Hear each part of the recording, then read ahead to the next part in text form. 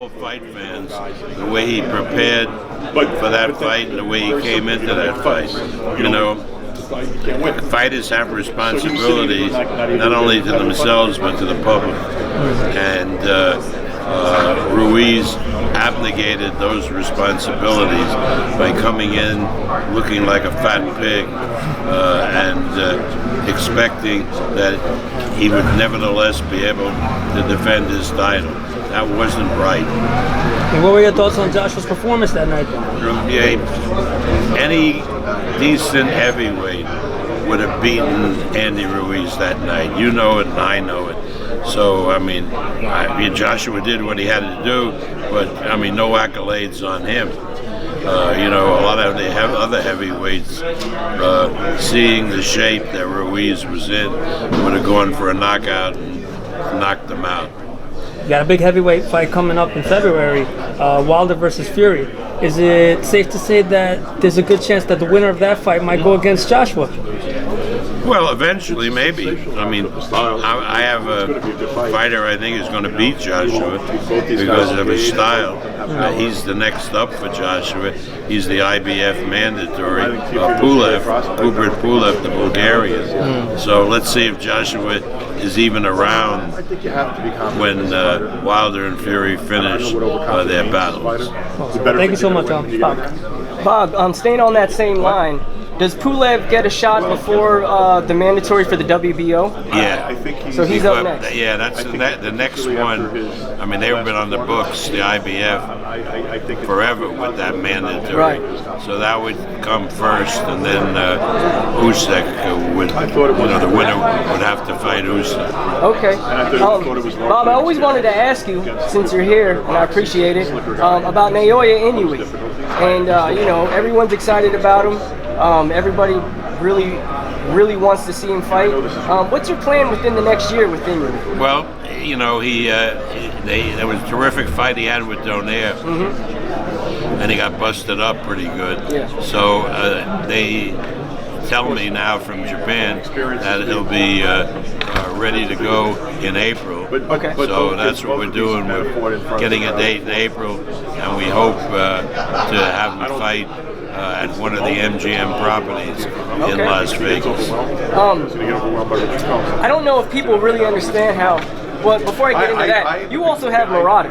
And what was really intriguing to me when I heard that Inoue signed with you was the possibility maybe down the line of having Murata and Inoue on the same card in Tokyo. I don't know if that's realistic, but is that something that was thought about? That's up to my Japanese partners, okay, Hiroshi and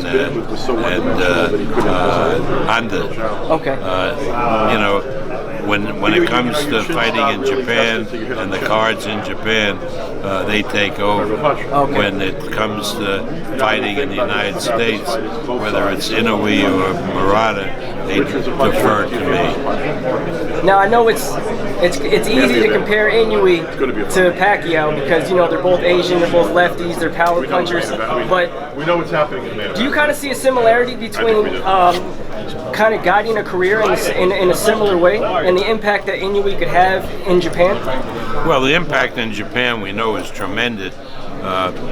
With the Donaire fight, they had a 22,000 seat arena, and as soon as they announced the fight, within that day they sold every ticket. So he's a huge box office star in Japan. I think he'll be a big star in the United States and around the world, and that's what we intend to do with Inoue. Have him fight in the U.S., have him fight different foreign countries, and of course Japan at least once a year. And my last question, I'm going to stay in Asia for a minute. The fights that you're doing in China, you've done fights in China for quite some time, Pacquiao and Zhao Shiming, but what are you hoping to build over in China, bringing those fights in? Well, China is a sports-loving country. They have athletes competing in all the disciplines, and so it would be silly for me as an international promoter not to do fights in China.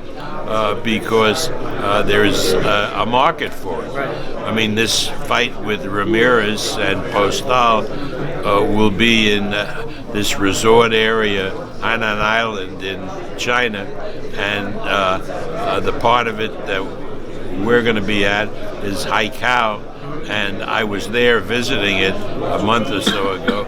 It's absolutely incredible what they've done. 12 golf courses, 10 luxury hotels, stuff like you see in Disneyland, water park.